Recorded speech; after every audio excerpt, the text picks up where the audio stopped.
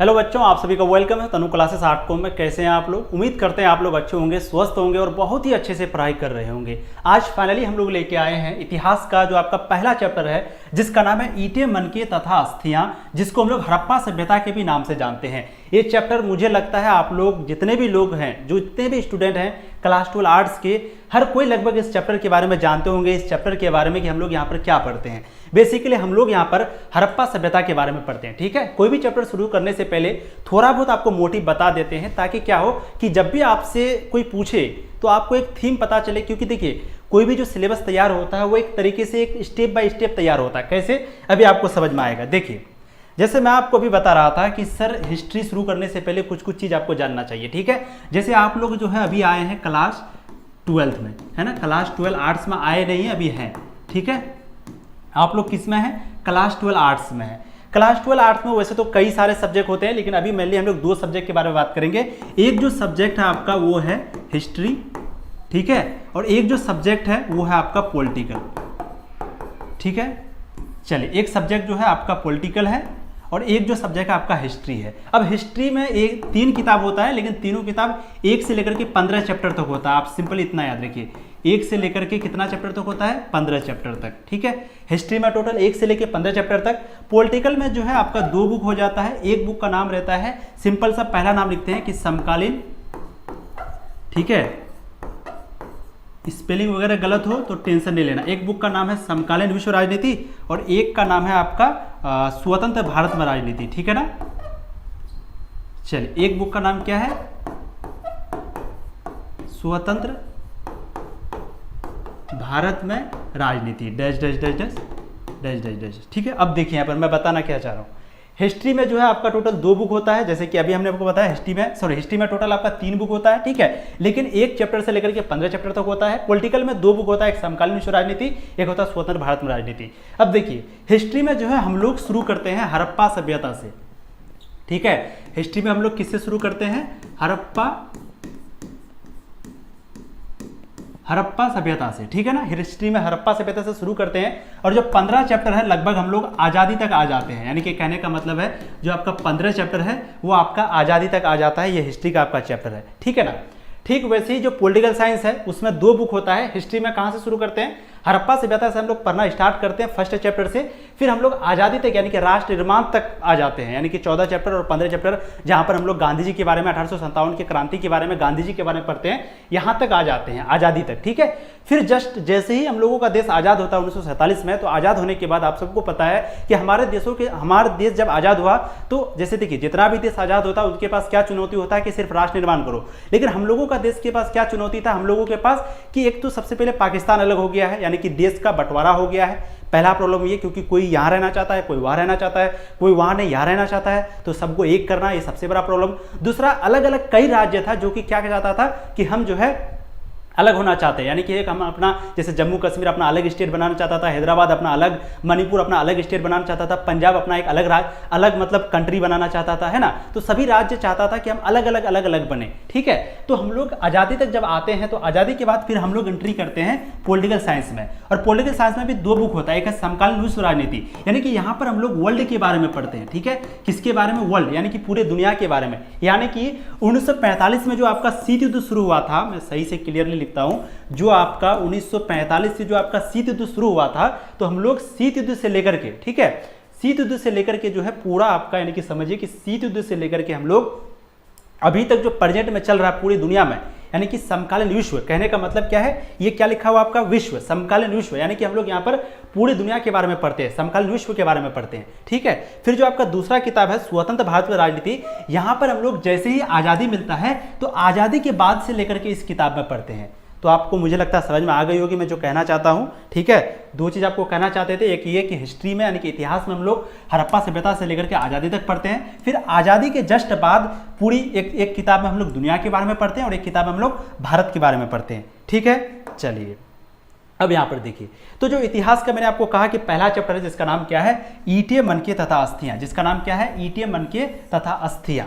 ठीक है, अब चैप्टर का नाम पे आपको नहीं जाना है, आपको सिर्फ याद रखना है कि यहाँ पर हम लोग हड़प्पा सभ्यता के बारे में पढ़ते हैं, और जो कि आपका 12th क्लास हिस्ट्री का पहला चैप्टर है। तो आज का टॉपिक का आपको हेडिंग डालना है हड़प्पा सभ्यता, एटीएम बन के तथा अस्थियां, जहां पर हम आपको पढ़ाएंगे पूरे थ्योरी, ठीक है, जहां पर हम आपको पढ़ाएंगे पूरे थ्योरी, पूरा चैप्टर एक्सप्लेनेशन, और साथ ही साथ आपको एक लाइन बाय लाइन जो है समझाने का प्रयास करेंगे, जो कहानी है उसको समझाएंगे। फिर इनके बाद इनका जो भी सब्जेक्टिव क्वेश्चन बनेगा, ऑब्जेक्टिव क्वेश्चन बनाएगा, उन सारे को हम लोग यहाँ पर सॉल्व करेंगे। आज नहीं, नेक्स्ट वीडियो में लेकिन जरूर करेंगे, ठीक है। चलिए तो देखिए, अब सबसे पहले हम लोग चैप्टर की जो शुरुआत करते हैं, तो चैप्टर की शुरुआत करने से पहले थोड़ा सा जान लेते हैं कि हिस्ट्री है क्या, हिस्ट्री का पिता किसे कहा जाता है, हिस्ट्री शब्द जो है वो कहाँ से आया। ये छोटा छोटा टॉपिक है जिसके बारे में हम लोग थोड़ा सा जान लेते हैं, ठीक है। देखिए, हिस्ट्री जो है वो ग्रीक शब्द हिस्टोरिया से लिया गया है, जिसका अर्थ होता है पूछताछ या फिर वास्तविक रूप से घटित होने वाला तथ्य। कहने का मतलब क्या है कि जो ये हिस्ट्री है वो लिया गया है हिस्टोरिया से, हिस्टोरिया, और हिस्टोरिया का मतलब क्या होता है, पूछताछ। अब आप लोग पूछेंगे सर ये पूछताछ फिर क्या है। देखिए, मैंने आपको पहले भी कह रखा है कि देखिए, जब भी हम अगर आपके इतिहास के बारे में पता लगाएंगे, ठीक है, आप लोग का कमेंट ऑन रखना ज़रूरी है ताकि आवाज़ वगैरह जा रही है नहीं जी। तो जब भी हम आप लोगों का इतिहास के बारे में पता लगाएंगे तो हमको क्या करना पड़ेगा, आपके बारे में पूछताछ करना पड़ेगा, आपके पिताजी से, आपके मम्मी जी से, आपके पूरे फैमिली से, आपके दोस्त से, आपके जो भी भाई बहन उनसे आपके बारे में पूछताछ करेंगे, आपके इतिहास के। मान लेते हैं आज आप 12th का तैयारी करके आप पास करने के बाद, ग्रेजुएशन करने के बाद आप IAS ऑफिसर, UPSC वगैरह क्लियर करते हैं, ठीक है। तो फिर उसके बाद हम लोग को आपका इतिहास जानना है कि आप कैसे कैसे पढ़ाई करते थे, क्या करते थे, तो ये हम लोगों को कहाँ से समझ में आएगा, तो हम जो है पूछताछ करेंगे आपके बारे में। तो हिस्ट्री जो है वो हिस्टोरिया एक ग्रीक शब्द है, ये हम लोगों का शब्द नहीं, ये क्या है, ग्रीक शब्द है, और हिस्टोरिया का मतलब होता है पूछताछ। तो इसका मतलब हुआ कि हिस्ट्री का मतलब क्या हो गया, पूछताछ, ठीक है, पूछताछ। वास्तविक रूप से घटित होने वाला तथ्य का मतलब हुआ कि हिस्ट्री जो हम लोग देखते हैं तो वो कोई काल्पनिक कहानी ही नहीं है, इसका मतलब है कि हकीकत में ऐसा हुआ है, इसीलिए इसको यहाँ पर एक वर्ड दिए हैं, वास्तविक रूप से घटित होने वाला तथ्य, ठीक है। आगे देखिए, इतिहास अतीत में घटित ऐसी घटनाएं हैं जिनका प्रत्यक्ष या अप्रत्यक्ष रूप से वर्तमान से संबंध है। कहने का मतलब है कि इतिहास जो है, जो इतिहास एक ऐसी घटना है जिसका प्रत्यक्ष या अप्रत्यक्ष रूप से जो अभी प्रेजेंट में चल रहा है उसमें कुछ ना कुछ इशू है। अब बोलेंगे कैसे, देखिए, जापान में आप सबको पता होगा हिरोशिमा और नागासाकी पर जो है बम गिराया गया था, आप सबको पता है। अब ये बम कब गिरा गया था, 1945 में, यानी कि ये क्या हो गया, इतिहास हो गया, ये क्या हो गया, इतिहास। अब जापान में 1945 में जो बम गिराया गया, आज तक जो है वहां पर अपाहिज बच्चा पैदा होता है, जिसको हम लोग नंगरा लुल्ला बोल सकते हैं। परमाणु बम का असर इतना खतरनाक होता है कि अभी तक जो है वहां पर नंगरा लुल्ला बच्चा पैदा हो रहा है। तो इसका मतलब है कि ये चीज जो है इतिहास में हुआ था, लेकिन आज तक वो घटना, उसकी वजह से आज तक कुछ ना कुछ समस्या हो रहा है। तो इसका मतलब है कि इतिहास जो है अतीत में घटित ऐसी घटनाएं हैं जिनका या तो प्रत्यक्ष, कहने का मतलब या तो डायरेक्ट या तो इनडायरेक्ट रूप से वर्तमान से कोई ना कोई संबंध होता है। अगर मान लेते हैं भारत आज गुलाम नहीं होता, अंग्रेजों का गुलाम नहीं होता, तो आप बताइए क्या भारत आज जहां है वहां होता या यहां से आगे होता? आप लोग फटाफट कमेंट करिए। बिल्कुल सही बात है, आज जो है बहुत ज़्यादा आगे होता हमारा देश, है ना। तो अगर अंग्रेज यहाँ पर कब्जा नहीं करता, अगर यहाँ से सोने की चिड़िया कहा जाता था अंग्रेज के आने से पहले, और फिर उनके बाद सोने की चिड़िया जो है वो खत्म हो गई, क्यों? क्योंकि अंग्रेज यहाँ से बहुत सारी चीज़ों को लूट के लेके गया, किसानों पर बहुत ज़्यादा अत्याचार किया, है ना। तो अगर अंग्रेज आज नहीं लूटता तो ऑटोमेटिक है कि हमारा देश जो है हो सकता है इससे कई गुना ज़्यादा और आगे निकल जाता, ठीक है। तो इसका मतलब है कि इतिहास में अगर कोई घटना होता है तो आज भी उसका असर जो है वो दिखता है, चाहे वो डायरेक्ट हो या इनडायरेक्ट हो, ठीक है। क्योंकि यदि इतिहास में वे घटनाएं ना होती तो वर्तमान में ऐसी स्थिति ना होती। कहना मैंने अभी क्या कहा कि अगर वो आज़ाद हम लोग गुलाम नहीं होते तो आज जो है जिस स्थिति में हम लोग हैं यहाँ से हो सकता है और आगे निकल जाते, हो सकता है अमेरिका से भी हम लोग आगे रहते, ठीक है। आगे देखिए, इतिहास वह समय है जो बीत चुका है। इतिहास क्या है? वह समय है जो कि बीत चुका है, अभी नहीं है, बिल्कुल सही बात है।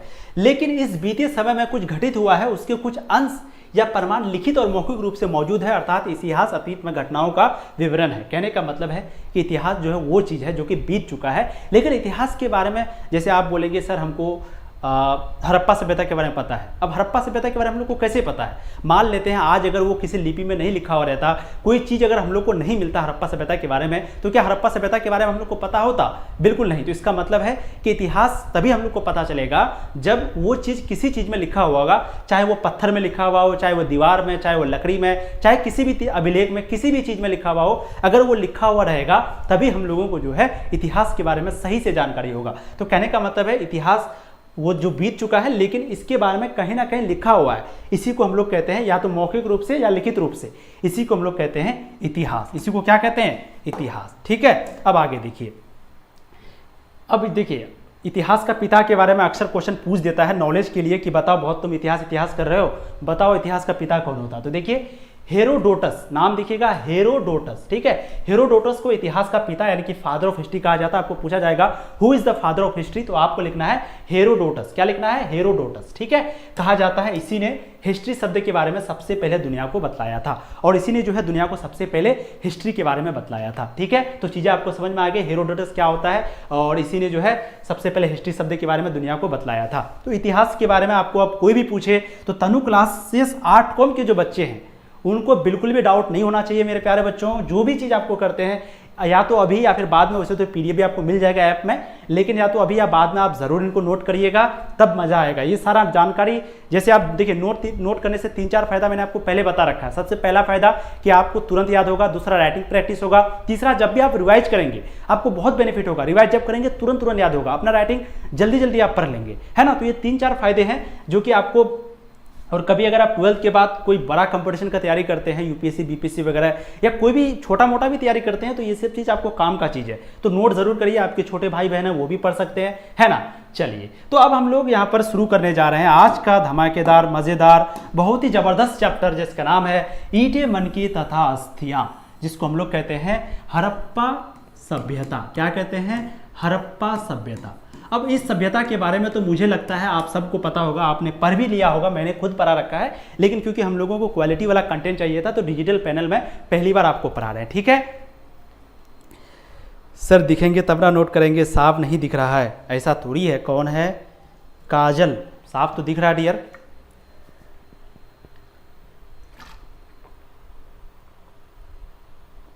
मैक्सिमम मेरा ऑल सब्जेक्ट हाफ हो गया है होम साइंस को छोड़कर। वाह क्या बात है, नूर तरन्नुम खातून। चलिए ये सब बच्चा देखो, टॉपर करने वाला बच्चा अभी से दिख रहा है।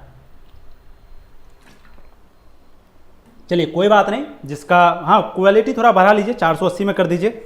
जिसका तैयारी नहीं हुआ तब भी टेंशन मत लो, ठीक है, बहुत मजा आने वाला, सबको पूरा पढ़ाएंगे, ठीक है ना।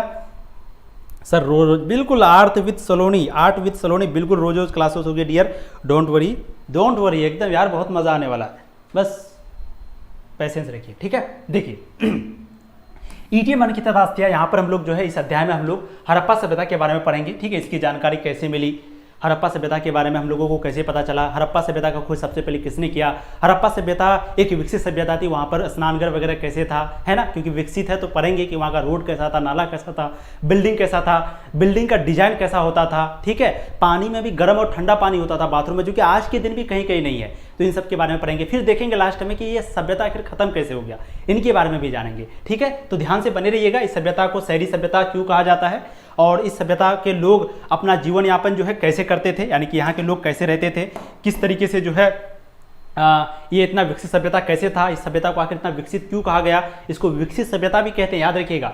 ये सभ्यता फिर खत्म कैसे हो गई, और इन्हीं सब चीज़ों के बारे में लोग पढ़ेंगे। हड़प्पा सभ्यता के शुरू होने से लेकर के खत्म होने तक की पूरी कहानी को हम लोग इस चैप्टर में पढ़ने वाले हैं, ठीक है। चलिए सबसे पहले देखते हैं कि हड़प्पा सभ्यता या सिंधु घाटी सभ्यता क्या है ना। सबसे पहले हम लोग देखेंगे कि हड़प्पा सभ्यता या सिंधु घाटी सभ्यता जो है,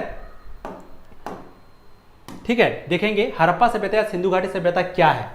तो वैसे तो आप अपने शब्दों में दे सकते हैं कि ऐसी सभ्यता जो कि आज से हजारों साल पहले थी, जो चीज़ आज हम लोग जीवन में कर रहे हैं, जो जिंदगी में हम लोग गुजर बसर कर रहे हैं, आज से हजारों साल पहले जो है लोग ऐसा करते थे, है ना। वो नहीं कि हड़प्पा सभ्यता के लोग करते थे, इसी को हड़प्पा सभ्यता कहते हैं। इसका खोज सबसे पहले जयराम साहनी ने किया था, 1921 में किया था। देखिए मैं आपको एक एक लाइन समझाऊंगा, फटाफट बोल रहा हूँ, इससे आपको डरना नहीं, ठीक है। देखिए हड़प्पा सभ्यता या सिंधु घाटी सभ्यता क्या है। यह एक ऐसी सभ्यता है जो हजारों वर्ष पहले थी। यह एक ऐसी सभ्यता है जो आज से हजारों वर्ष पहले थी। कब थी आपको यह भी पता होना चाहिए, 2600 से लेकर के 1900 ईसा पूर्व तक, ठीक है। 2600 से लेकर के एनसीईआरटी के अनुसार, गूगल में आपको अलग अलग जवाब मिलेगा, लेकिन आपको अकॉर्डिंग टू एनसीईआरटी हम बता रहे हैं कि 2600 से लेकर के 1900 ईसा पूर्व तक जो है आपका हड़प्पा सभ्यता थी। तो यह एक ऐसी सभ्यता है जो कि आज से हजारों वर्ष पहले थी। जो जीवन आज हम लोग जी रहे हैं, यह जीवन आज से हजारों वर्ष पहले एक सभ्यता के लोग जी रहे थे, उसी का नाम है हड़प्पा सभ्यता, ठीक है। आपको बिल्कुल अपने शब्दों में जवाब देना है, तो वही लिखना है कि जो जीवन आज हम लोग जी रहे हैं। वैसे तो बहुत सारे लोग ऐसे भी हैं जो कि गांव से बिलोंग करते हैं, जो कि कस्बों से बिलोंग करते हैं जिसके पास आज भी इस तरह का फैसिलिटी नहीं है, जो कि आज से हजारों वर्ष पहले थी। यकीन मानिए अगर ये हड़प्पा सभ्यता आज होता तो हमारा जो भारत है वो आज कहाँ होता। आप ये सोच करके एक बार देखिए, सोच भी, कल्पना करना भी मुश्किल है। बोलेगा सर क्यों? क्योंकि देखो बच्चों, आज जो हम लोग नाला बनाते हैं ये आज से हजारों वर्ष पहले, यानी कि आप ये कहिए लगभग 4500 साल पहले था, है ना।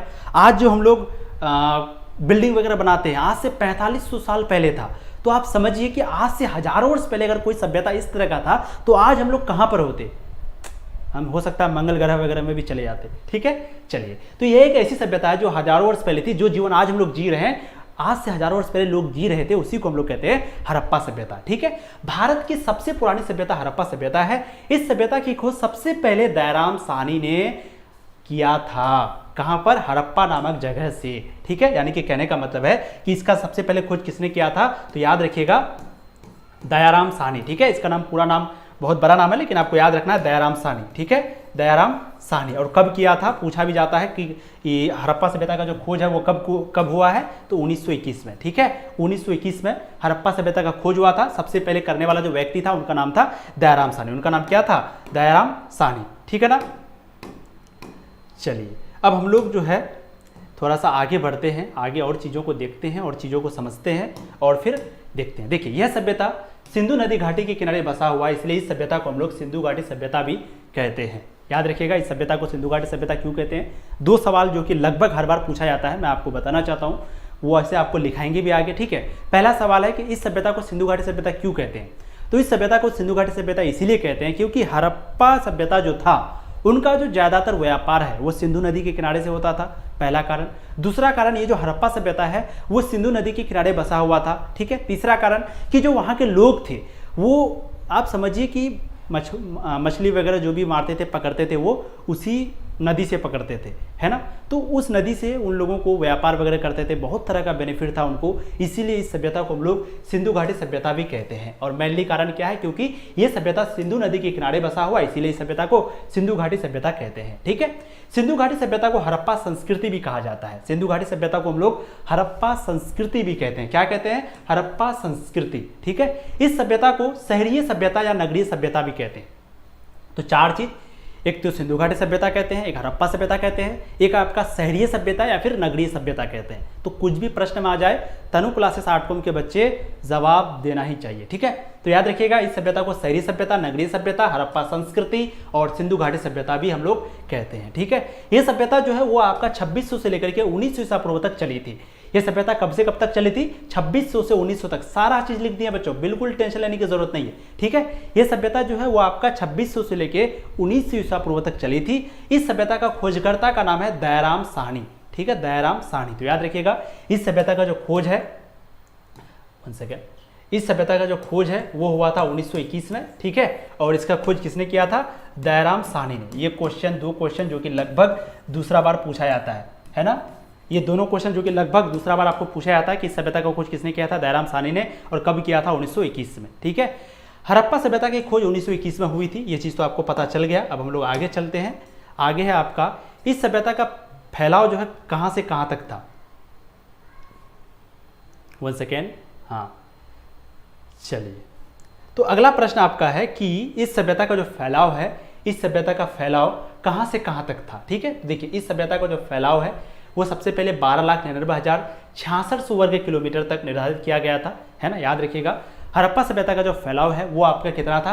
12,99,66 वर्ग किलोमीटर। कितना? 600 वर्ग किलोमीटर। ठीक है ना, 12,99,66 वर्ग किलोमीटर तक जो है इस सभ्यता का यानी कि सिंधु घाटी सभ्यता का फैलाव था।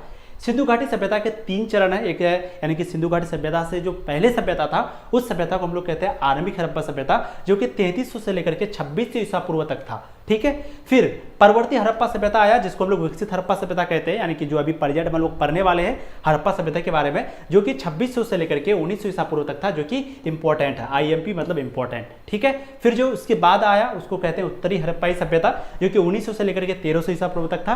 फिर इनके बाद आगे हम लोग पढ़ेंगे वैदिक सभ्यता के बारे में। इन सभी के बारे में एक एक करके हम लोग यहाँ पर जानेंगे। ठीक है, आगे देखिए। अब हैंड टच इसमें नहीं करना चाहिए, नहीं तो ये पूरा बिगड़ जाता है।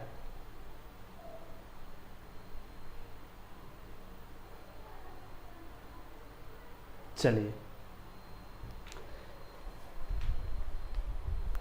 कमेंट सब बंद क्यों हो जाता है आप लोग का? शेयर करिए बच्चों, जितना भी शेयर करना फटाफट, ठीक है। पहला दिन है तो थोड़ा सा कुछ चीज़ अभी भी सीख रहे हैं, जैसे वो इधर उधर हो रहा था वो अभी सीख रहे हैं। अरे टेक्निकल नॉलेज उतना नहीं है सर, मैं आपका पुराना वीडियो से पढ़ चुका हूँ एमडी अशरफ, कोई दिक्कत नहीं है, रिवीजन आपका हो जाएगा। वीडियो से पढ़ सकता हूँ, बिल्कुल पढ़ सकते हैं। साजिद भाई मैक्सिमम 13 लाख, मतलब किस चीज़ का पूछ रहे हैं? अच्छा, स्टूडियो सेटअप में खर्च कितना हुआ ये पूछ रहे हैं क्या? अरे जितना खर्च हुआ, आप लोगों का प्यार है, बस हो गया खर्च वगैरह, आप लोग हैं बस कर रहे हैं।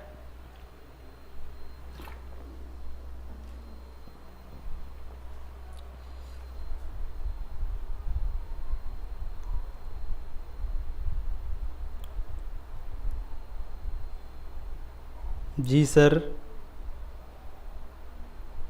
नहीं ऐसा नहीं है, देखो कितना खर्च हुआ नहीं हुआ वो भी बताएंगे, बट टेंशन मत लो। खर्च तो वैसे औकात से ज़्यादा हो गया खर्च, ठीक है, सीधा सीधा कहें तो अपना जो औकात है उससे बहुत ज़्यादा हो गया।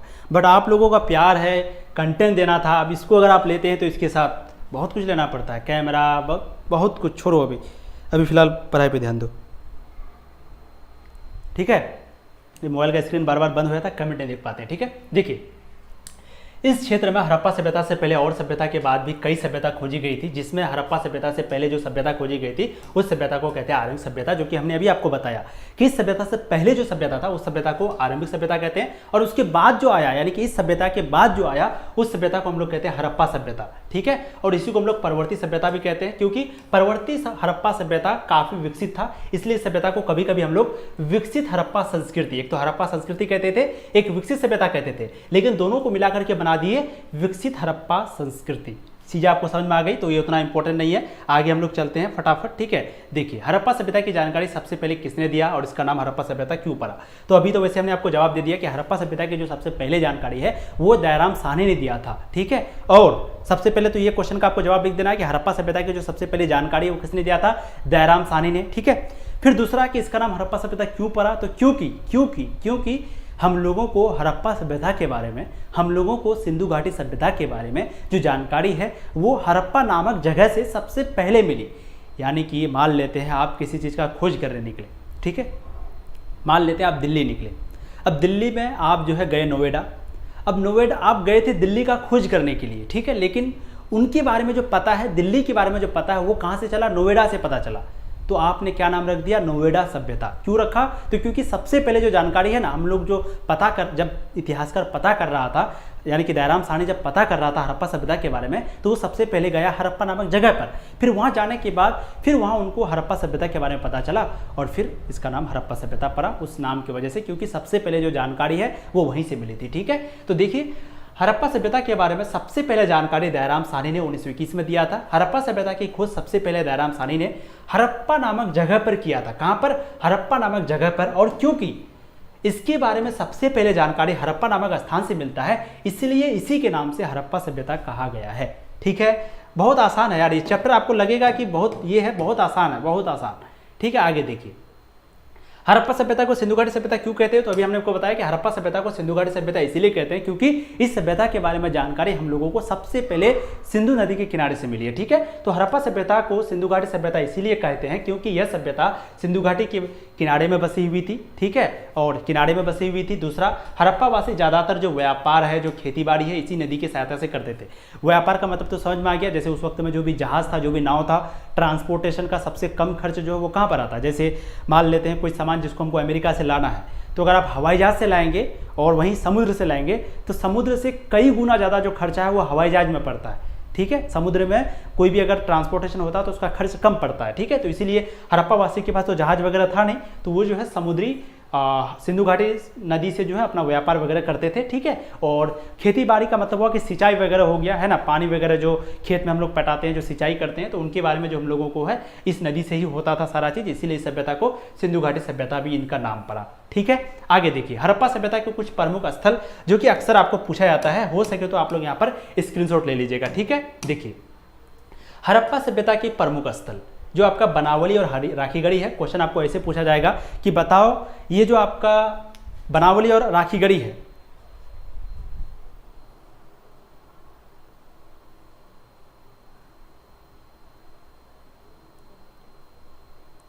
सर क्लास कब कब होती है? क्लास 7 बजे होगी, ठीक है। देखिए आपको क्वेश्चन पूछा जाएगा कि सर ये जो बनावली और राखीगढ़ी है वो कहाँ पर स्थित है। क्वेश्चन आपको पूछा जाएगा, बताओ निम्न में से बनावली कहाँ पर स्थित है या फिर हरियाणा में क्या स्थित है। तो आपको लिखना है कि बनावली और राखीगढ़ी जो है वो आपका हरियाणा में स्थित है, कालीबंगा जो है वो आपका राजस्थान में स्थित है, जो धोलावीरा और लोथल है वो आपका धोलावीरा, लोथल, नागेश्वर वो आपका गुजरात में है, बालाकोट और चंद्रहुद्रो जो है वो आपका पाकिस्तान में। तो याद रहेगा आप लोगों को, हड़प्पा सभ्यता में ये 3 क्वेश्चन आपको पूछा जाता है। एक तो पूछा जाएगा कि हड़प्पा जो है शहर जो है वो किस नदी के किनारे है, तो रावी नदी के किनारे। हड़प्पा सभ्यता किस नदी के किनारे है, सिंधु नदी के किनारे। मोहनजोदड़ो किस नदी के किनारे है, सिंधु नदी के किनारे। ठीक वैसे आपको पूछा जाता है कि बनावली और राखीगढ़ी जो है वो अभी कहाँ पर है, तो वो आपका हरियाणा में है। कालीबंगा कहाँ पर है, वो है राजस्थान में। धोलावीरा, लोथल, नागेश्वर कहाँ पर है, गुजरात में। बालाकोट और चंद्रहुद्रो कहाँ है, पाकिस्तान में। अब बच्चों एक सवाल बताइए, आपको हम पूछे कि बच्चों बताओ आपका जो मोहनजोदड़ो है और जो हड़प्पा है वो कहाँ पर है, बताओ। क्योंकि देखिए बनावली के बारे में है, कालीबंगा के बारे में, धोलावीरा के बारे में, बालाकोट के बारे में, लेकिन हड़प्पा और मोहनजोदड़ो जो कि सबसे ज़्यादा विकसित शहर था हड़प्पा सभ्यता का, तो वो कहाँ पर था, तो वो जो है अभी चला गया है पाकिस्तान में, ठीक है। हमारा पड़ोसी देश पाकिस्तान में, ठीक है, याद रखिएगा। तो जो आपका विकसित था सबसे ज़्यादा जो कि था हड़प्पा और मोहनजोदड़ो, वो कहाँ पर चला गया है, पाकिस्तान में।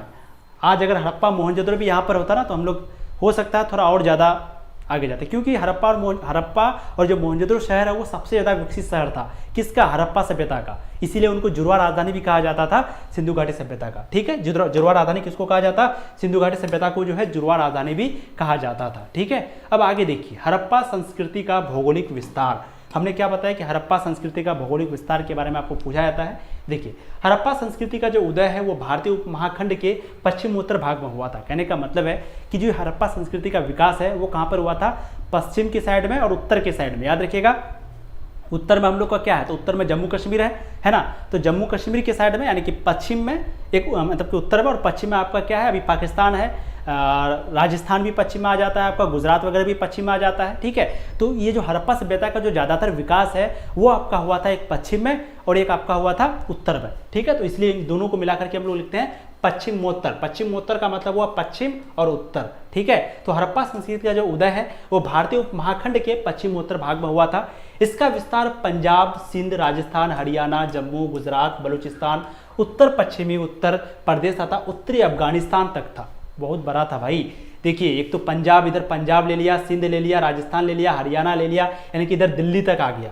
फिर ऊपर में उत्तर के साइड में आपका जम्मू तक चला गया, पश्चिम में आपका गुजरात, बलूचिस्तान जो कि पाकिस्तान में पड़ता है, उत्तरी पश्चिमी उत्तर यानी कि उत्तरी पश्चिम उत्तर को यहाँ पर जो है उत्तरी पश्चिम उत्तर में जो भी आपका प्रदेश आता है वहाँ तक, और उत्तरी में आप समझिए अफगानिस्तान तक था। अफगानिस्तान कहाँ पर है, पाकिस्तान, और उसके बाद अफगानिस्तान है। तो वहाँ तक जो है इसका फैलाव था किसका, हड़प्पा सभ्यता का। ये जो पूरा क्षेत्र है वो एक त्रिभुजाकार का था। पूछा जाता है कि बताइए हड़प्पा सभ्यता जो है किस आकार का था, तो जो हड़प्पा सभ्यता है वो आपका त्रिभुजाकार का था, ठीक है। यानी कि इसका जो आकार है, स्ट्रक्चर है, वो कैसा था, त्रिभुजाकार का था, ठीक है ना।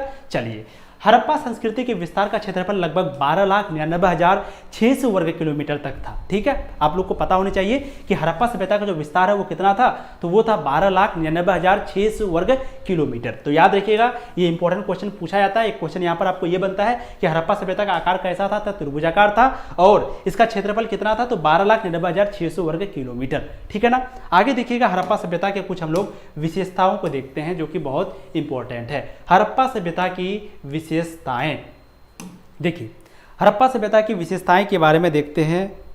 12,99,660 वर्ग किलोमीटर, 600 वर्ग किलोमीटर, 600 भी दे देंगे तो बहुत काफ़ी है, डोंट वरी डियर, ठीक है। कमेंट वगैरह मत करिए, ध्यान से सुनिए बातों को, 100% बहुत सारा चीज़ जो है आपको यहीं पे याद हो जाएगा। और कमेंट भी करिए तो पढ़ाई से रिलेटेड करिए, ठीक है ना। और वीडियो को आप लोग बच्चों शेयर करिए। बच्चे घट क्यों रहे हैं, शेयर होना चाहिए आज, कम से कम शेयर करिए। जितने बच्चे जुड़े हुए इसका तो कम से कम 100 जुड़े हुए थे शुरुआत में, तो 200 का टारगेट आप लोग को लेके चलना है, ठीक है। तो प्लीज़ जितना हो सके शेयर करिए। क्लास कंटिन्यू आपका चलने वाला है। आर्ट्स में आपको कोई भी चैनल ऐसा नहीं मिलने वाला है, बस थोड़ा सा पहली बार डिजिटल बोर्ड है, पहली बार इस तरीके से क्लासेस ले रहे हैं, तो थोड़ा बहुत आपको वीक पॉइंट दिख रहा होगा, बट मैं पूरा प्रयास करूंगा और अच्छा बनाने की, बेहतर बनाने की, ठीक है। बाकी PDF में आपका बहुत दम है, आप देख सकते हैं, ठीक है ना। चलिए साइकोलॉजी का क्लास, जो क्लास हो रहा है उस क्लास को करिए, फिर साइकोलॉजी भी होगी, सारा चीज़ होगी, डोंट वरी। चलिए देखिए हड़प्पा सभ्यता की विशेषताएं। हड़प्पा सभ्यता भारत की एक ऐसी महान प्राचीन सभ्यता थी। हड़प्पा सभ्यता जो वो क्या है, भारत की एक बहुत ही महान और बहुत ही प्राचीन सभ्यता थी, है ना। बहुत महान भी था, साथ ही साथ बहुत ही पुराना सभ्यता भी था। ये कांस्य युग की सभ्यता थी, यानी कि ये जो सभ्यता है हड़प्पा सभ्यता, वो कैसा सभ्यता था, कांस्य युग की। आपको पूछा जाएगा हड़प्पा सभ्यता कैसा सभ्यता था, तो हड़प्पा सभ्यता जो है वो आपका कांस्य युग का सभ्यता था, ठीक है। आगे है, यहाँ के लोग ज्यादातर व्यापार करते थे। आपको प्रश्न पूछा जाता है कि बताइए हड़प्पा वासी निम्न में से क्या करते थे। आपके ऑप्शन में 4 ऑप्शन दिया जाएगा, एक ऑप्शन दिया जाएगा व्यापार, एक दिया जाएगा शिकार, और भी 3-4 ऑप्शन रहेगा। तो ज्यादातर जो है वहां पर व्यापार होता था, याद रखिएगा ज्यादातर व्यापार। वैसे तो सब कुछ होता था, लेकिन जो ज्यादातर है वो होता था व्यापार, ठीक है। और भी बहुत अनेक विशेषताएं थी जो निम्नलिखित है, और भी बहुत सारा विशेषता था जिनके बारे में हम लोग यहाँ पर अभी जानेंगे, ठीक है। एक एक करके यहाँ पर हम लोग जानेंगे। देखिए हड़प्पा वासी अपना जीवन कैसे गुजारते थे, ठीक है। देखिए हड़प्पा सभ्यता के निवासी कई प्रकार के पेड़ पौधे से प्राप्त उत्पाद और जानवरों, जिनमें मछली भी शामिल है, इससे भोजन को प्राप्त करते थे। इसकी जानकारी हम लोगों को जले अनाज के दानों से, बीजों से मिली है। कहने का मतलब है कि जो हड़प्पा वासी यहाँ पूछा गया है जीवन कैसे गुजारते थे, कहने का मतलब है कि वो लोग अपना ज़िंदगी को कैसे गुजारते थे। तो ज़िंदगी को गुजारने के लिए वैसे तो क्या चाहिए, रोटी, कपड़ा, मकान, ये 3 चीज़ चाहिए। तो वो लोग भी जो है कई प्रकार के पेड़ पौधे से जो भी चीज़ें मिलती थी उनको खाते थे, ठीक है। उनके बाद जो भी जानवर हो गया, जैसे कि मछली हो गया, बहुत सारे जानवर भी जो है वो लोग खाते थे, ठीक है ना। उनके बाद देखिएगा इस सभ्यता में निम्न प्रकार के अनाज मिले हैं, निम्न प्रकार के अनाज मिले हैं जो कि निम्न है, क्या क्या है वो भी देखते हैं। देखिए हड़प्पा सभ्यता में निम्न प्रकार के अनाज मिले हैं। एक है गेहूं, जौ, दाल, सफ़ेद चना, तिल, ठीक है। ये अनाज जैसे आज के दिन हम लोगों के पास, हम लोग क्या गेहूं खाते भी है, जौ थोड़ा बहुत हम लोग नहीं खाते होंगे, लेकिन दाल हो गया, सफ़ेद चना, वो जो मटर जैसा थोड़ा चना होता है सफ़ेद कलर का, और तिल हो गया। तो इन सभी चीज़ों को आज के दिन भी हम लोग खाते हैं, ठीक है। तो ये भी जो है हड़प्पा वासी खाते थे। साथ ही साथ बाजरे के दाने गुजरात से प्राप्त हुए हैं। बाजरे के जो दाने हैं वो हम लोगों को कहाँ से प्राप्त हुए, गुजरात से। यानी कि कहने का मतलब है कि हम लोगों को जानकारी कैसे मिला कि हड़प्पा वासी भी जो है बाजरे के दाना खाता था, वो हम लोगों को गुजरात से पता चला, ठीक है। अब हड़प्पा सभ्यता की कृषि के बारे में थोड़ा सा देखते हैं कि कृषि के बारे में क्या क्या है। देखिए हड़प्पा सभ्यता में कृषि, हड़प्पा वासियों का जो मुख्य व्यवसाय है वो कृषि था। वैसे मैंने क्या कहा कि ज़्यादातर वहाँ पर क्या होता था, जो ज़्यादातर है वो वहाँ पर होता था व्यापार, लेकिन वहाँ पर कृषि भी होता था, वहाँ पर शिकार भी होता था, सब कुछ होता था भाई, लेकिन ज़्यादातर जो है वो होता था व्यापार, ठीक है। देखिए हड़प्पा वासियों का मुख्य व्यवसाय जो है वो कृषि ही था। वहाँ पर ज़्यादातर लोग कृषि ही करते थे, क्योंकि सिंधु नदी का मिट्टी बहुत उपजाऊ होता था। लोग उस मिट्टी को लेकर के अपने खेत में फैला देते थे और मिट्टी को उपजाऊ बनाते थे, तथा नदियों से सिंचाई आसानी से हो जाती थी। इसलिए यहाँ पर ज़्यादातर लोग कृषि ही करते थे।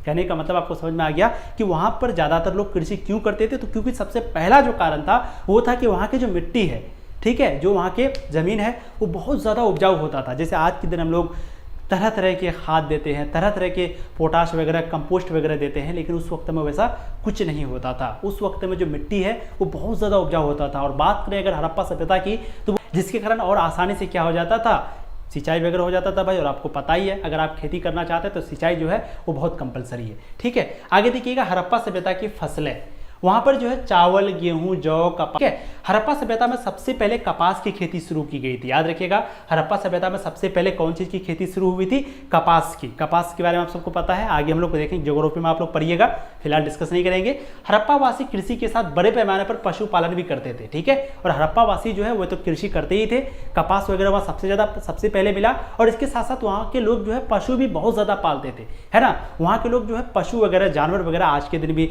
बहुत सारे लोग गाय, जैसे आज के दिन तो डॉग सबका स्टाइल बन गया है ना, तो पहले के दिन पशुपालन बहुत ज़्यादा होता था, ठीक है। उनके बाद आगे देखिए सिंचाई के प्रमुख स्रोत, यानी कि सिंचाई वगैरह कैसे होती थी, तो आप सबको पता है, आसानी से देख सकते हैं। एक तो कोई गहरा अगर है, कोई गड्ढा वगैरह है बीच में, ठीक है, तो उनसे भी सिंचाई होती थी। अगर वहाँ पर पानी वगैरह रुका हुआ होता था तो कुआं से उस वक्त में सिंचाई होती थी, जलाशय से सिंचाई होती थी।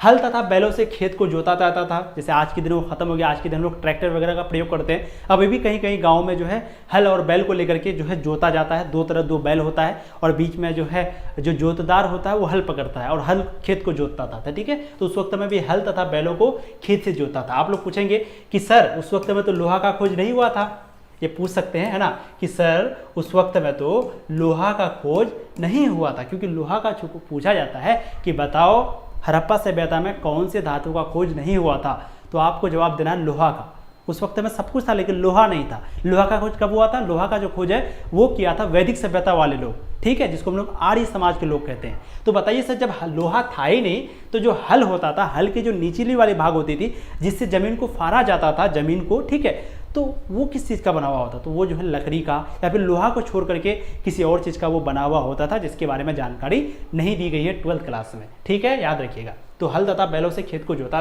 जाता था। फसल काटने के लिए पत्थर के हाशियों का इस्तेमाल किया जाता था। आज के दिन लोग फसल काटने के लिए जो है हाशिए का प्रयोग करते हैं। एक लोहा टाइप का इस तरीके से बना हुआ होता है, आप लोग हमको लगता है देखे होंगे, ठीक है। एक जो है ऐसे करके लोहा टाइप का बना हुआ होता है, यहाँ पर ये जो है ऐसे पकड़ने का होता है और इसको जो है ऐसे करके पकड़ करके जो है इस तरीके से वहाँ पर इसको अनाज को काटा जाता है, ठीक है। तो आज के दिन वो लोहा का बना हुआ होता है और जो डंठी होता है, जो डांट, उसका जो डंडा होता है, जो पकड़ने वाला होता है, वो लकड़ी का बना हुआ होता है। लेकिन पहले लोहा नहीं था तो उस वक्त में पत्थर के हाशियों को बनाया जाता था, यानी कि किससे? पत्थर से, क्योंकि उस वक्त में लोहा का खोज नहीं हुआ था, ठीक है। एक क्वेश्चन और पूछा जाता है आपको, लोहा का खोज नहीं हुआ था, एक क्वेश्चन आपको पूछा जाता है कि हड़प्पा सभ्यता किसके समकालीन नहीं मानी जाती है? तो याद रखिएगा, हड़प्पा सभ्यता जो है वो चीन की समकालीन नहीं मानी जाती है। इसका मतलब क्या हुआ? अब कुछ समकालीन का मतलब क्या हुआ? समकालीन का मतलब हुआ कि जिस वक्त में यहाँ पर हड़प्पा सभ्यता था तो उस वक्त में और कौन कौन सा सभ्यता पूरी दुनिया में था। समकालीन का मतलब जैसे अभी हम यहाँ पर 12th का तैयारी कर रहे हैं, ठीक है, तो इसी वक्त में कौन कौन 12th का तैयारी कर रहा है, इसी दोनों को, यानी कि दोनों एक समय पर एक टाइम पे अगर चले उसी को समकालीन कहते हैं, ठीक है। तो हड़प्पा सभ्यता का जो समकालीन था वो मेसोपोटामिया था, सब कुछ था, लेकिन चीन नहीं था। यानी कि जब हड़प्पा सभ्यता यहाँ पर था तो उस वक्त में चीन की सभ्यता नहीं थी। तो इसीलिए हम लोग कहते हैं कि बताइए कि क्वेश्चन क्या पूछा जाता है कि बताइए हड़प्पा सभ्यता किसके समकालीन नहीं मानी जाती है? तो चीन की समकालीन नहीं मानी जाती, ठीक है। किसकी समकालीन? चीन की समकालीन जो है हड़प्पा सभ्यता नहीं मानी जाती है, याद रखिएगा। ये ऑब्जेक्टिव आपको पूछा जाता है। आगे देखिए, हड़प्पावासी निम्न प्रकार के भोजन को करते थे। किस प्रकार के? निम्न प्रकार के। यहाँ के निवासी का मुख्य भोजन गेहूँ, चावल, जौ, फल वगैरह था। अभी हमने देखा ना भाई कि गेहूँ हो गया, चावल हो गया, जौ को छोड़ करके फल, दूध, घी, शासक, ये सब्जी, ये सारा चीज़ तो हम लोग देख चुके हैं ना।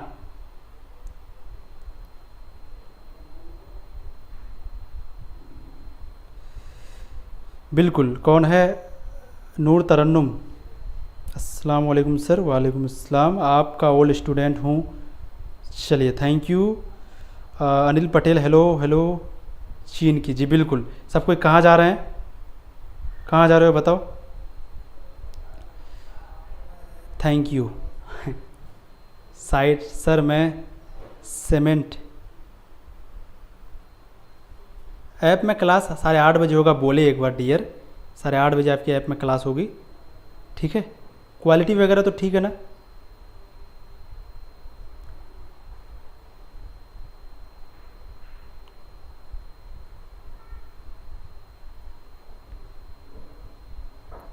नमस्ते सर जी, नमस्ते, नमस्कार, कैसे हैं सर? आप सारे चैप्टर करवाइए हिस्ट्री का। बिल्कुल। नियाज अंसारी सर, पॉलिटिकल साइंस कब से होगा?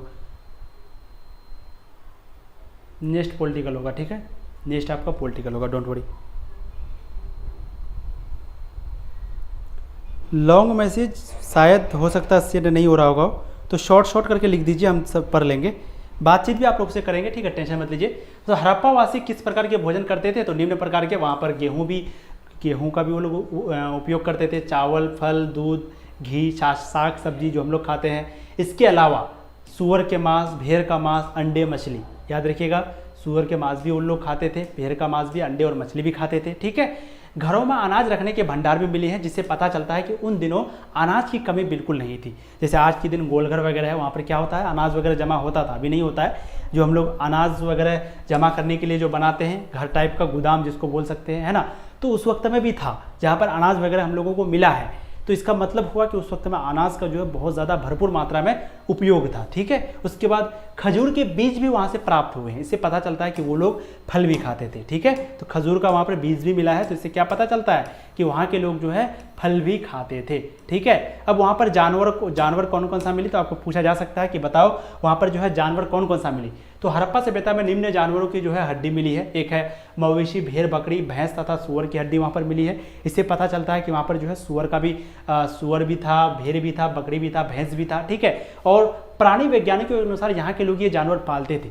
प्राणी वैज्ञानिक किसे कहते हैं, तो जो जानवर वगैरह का वैज्ञानिक होता है उसको कहते हैं प्राणी वैज्ञानिक। तो उन लोगों के अनुसार था कि जो वहाँ के लोग हैं इस जानवर को पालते थे। ये किनका कहना है, प्राणी वैज्ञानिकों का कहना है, ठीक है। जंगली प्रजातियों में वारा, यानी कि वारा जिसको बोलते हैं सूअर, हिरन तथा घड़ियाल, ठीक है, और इनकी हड्डियां भी जो है शामिल है। साथ ही साथ मछली तथा पक्षियों की हड्डियां भी वहाँ से मिली है। तो इसका कहने का मतलब है, हड्डी मिलने का मतलब क्या होगा कि ये जो जानवर है उस वक्त में था तभी तो हड्डी मिला है, अगर जानवर नहीं होता तो हड्डी थोड़ी मिलता है कि नहीं।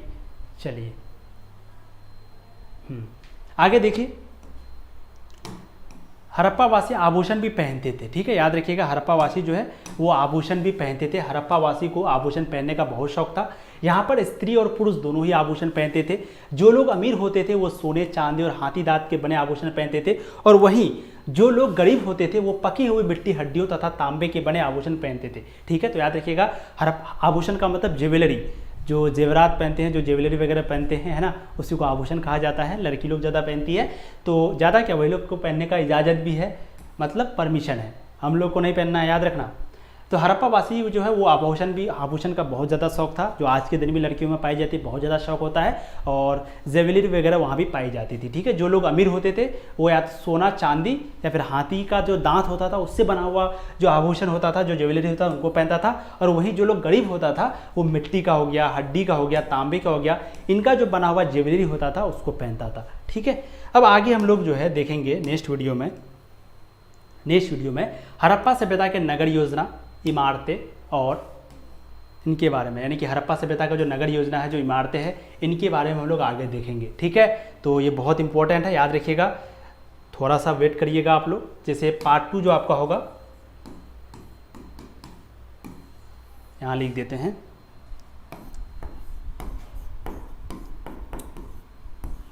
पार्ट 2 जो आपका होगा वहाँ पर हड़प्पा सभ्यता की एक सबसे बड़ी विशेषता इनकी नगर योजना के बारे में, नाला होता था, सड़क होता था, जिससे आपके बहुत सारे सब्जेक्टिव क्वेश्चन पूछे जाते हैं, तो इनके बारे में पहनेंगे। लड़का लोग भी पहनता है सर, हाँ वो भी है, बट पहनना किसको चाहिए, लड़कियों को। साफ नहीं दिख रहा भाई, हमको तो बहुत क्लियर दिख रहा है यार। क्वालिटी बढ़ा लीजिए ना, मतलब क्वालिटी कितना कर लीजिए, कम से कम 480 कर लीजिए, या 360 भी करेंगे तो अच्छा दिखाएगा, क्वालिटी दिखाएगा, ठीक है। 1 सेकेंड, एक कॉल आ रहा है। हेलो, ठीक, 1 सेकेंड, ठीक है। तो पढ़ने में मन लगता है सर, पीडीएफ टेलीग्राम, पीडीएफ आप लोग को टेलीग्राम में नहीं मिलेगा, पीडीएफ जो है वो आपको ऐप में मिलेगा, ठीक है। ऐप में, अभी ऐप जो है वो आपको प्ले स्टोर पे नहीं मिलेगा, याद रखिएगा, वो थोड़ा ओवरलोड की वजह से आप लोग इतना ज़्यादा लोड कर लेते हैं कि वो अभी ऐप में नहीं मिलेगा, ठीक है। ऐप का नाम क्या है, तनु क्लासेस, याद रखिएगा, तनु, ऐप का नाम आपका तनु क्लासेस है, जो कि आपको प्ले स्टोर से डाउनलोड करना है, और वहाँ पर आपके 8:30 बजे से बैच में भी क्लास चलेगी। वहाँ पर जो है संकल्प बैच है जो कि बिहार बोर्ड के लिए है, ठीक है, संकल्प बैच जो कि बिहार बोर्ड के लिए है, और एक सफलता बैच है, ठीक है, एक सफलता बैच है जो कि आपका है अदर बोर्ड के लिए, यानी कि बिहार बोर्ड को छोड़ करके। तो जो भी बिहार बोर्ड से हैं वो संकल्प बैच को ज्वाइन कर लीजिएगा, जो अदर बोर्ड से हैं वो बिहार सफलता बैच को ज्वाइन कर लीजिएगा। ये कहाँ पर मिलेगा, तनु क्लासेस ऐप में, जिसको डाउनलोड करना होगा प्ले स्टोर से, लेकिन वो ऐप अभी प्ले स्टोर में अवेलेबल नहीं है अभी जब ये वीडियो बना रहे हैं, क्योंकि ज़्यादा लोड पड़ गया, ठीक है। लेकिन जैसे ही टीम से बात हो गई वो कुछ ही देर में वापस आ जाएगा, फिर आप ऐप को इंस्टॉल करिएगा और कोर्स में ज्वाइन हो जाइएगा। वहीं पे आपको पीडीएफ वगैरह भी मिलेगा, ठीक है। अगर कोई सिर्फ पीडीएफ लेना चाहते हैं, मान लेते हैं कोई क्लास वगैरह में नहीं ज्वाइन होना चाहते हैं, सिर्फ पीडीएफ लेना चाहते हैं, तो आपको पीडीएफ भी जो है वहाँ आसानी से मिल जाएगा, है ना। नंबर वगैरह भी आप सबको दे चुके हैं, कई बार दे चुके हैं, चलिए, और फ़ोन नंबर वगैरह भी आप लोग को दे चुके हैं पहले वीडियो में, और भी मांगेगा बाद में आपको दे देंगे। और इसी तरीके से आपको रोज़ क्लास में जुड़ना है। अभी फिलहाल के लिए क्लास को समाप्त करते हैं। थैंक यू सो मच, आप लोगों ने अपना कीमती वक्त दिया। ऐसे ही पढ़ाई करते रहिए, ऑल द वेरी बेस्ट। और फर्स्ट डे था, आप लोग बताएंगे आज का क्लास कैसा लगा, नीचे आपको कमेंट करना है, और साथ ही साथ वीडियो को शेयर करना है। Thank you so much. जिनका भी नाम नहीं ले पाए, हमें बहुत खेद है, आपके नाम नेक्स्ट बार प्रयास करेंगे, ट्राई करेंगे बिल्कुल आपके नाम लेने की। जैसे निखिल, साक्षी, साहू। मॉर्निंग कितने बजे सर? मॉर्निंग अगर होगा भी तो मुझे लगता है 6 से 7 बजे के बीच में क्लास होगा, वो भी आपको इन्फॉर्म कर देंगे। फर्स्ट डे है, पहली बार है, देखते हैं बच्चे किस समय ज़्यादा जुड़ते हैं और फिर देखते हैं। जी बिल्कुल कुमारी रिया, ये सब यूपीएससी में काम आएगा। यूपीएससी में 6 to 12 का पूछा जाता है, तो 6 to 12 में आपका जो 12th है वो बहुत बेहतरीन तैयारी हो जाएगी। ठीक है, मैं UPSC sir thanks for teaching me. Ram Ram sir, Ram Ram. Awesome class, awesome. Good evening sir, good evening. अल्लाह हाफिज़, अल्लाह हाफिज़। चलिए, तो फिलहाल हम लोग क्लास को यहीं पे समाप्त करते हैं। थैंक यू सो मच, आपने अपना कीमती वक्त दिया। ऐसे ही आप लोगों को अच्छे से समय का सदुपयोग करना है, अच्छे से उपयोग करके तैयारी को सही बनाना है, और बस दिन दुगुनी रात चौगुनी तैयारी करना है, फिर रिजल्ट जो है वो तो बोलेगा ही बोलेगा। ठीक है, थैंक यू सो मच एक बार फिर से। फिलहाल हम लोग क्लास को समाप्त करते हैं, फिर मिलेंगे नेक्स्ट वीडियो में, तब तक के लिए